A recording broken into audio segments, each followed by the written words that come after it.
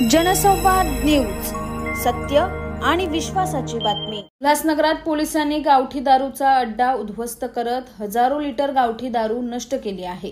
उल्हासनगरच्या मानेरे गावालगतच्या जंगलात हा गावठी दारूचा अड्डा सुरू होता। विठ्ठलवाडी पोलिसांना या गावठी दारूच्या अड्ड्याबाबतची माहिती मिळाल्यानंतर पोलिसांनी या ठिकाणी धाव घेत पाहणी केली। यामध्ये हजारो लिटर गावठी दारू तयार केली जात असल्याचं पोलिसांच्या निदर्शनास आलं। यानंतर विठ्ठलवाडी पोलिसांच्या पथकाने ही सगळी दारू नष्ट करत हा अड्डा उद्ध्वस्त केलाय। मानेरे गावालगतच्या जंगलात गावठी दारूची निर्मिती केली जात असल्याच्या तक्रारी आजवर अनेकदा प्राप्त झाल्या असून पोलिसांनी आजवर अनेकदा या ठिकाणी कारवाई केली आहे।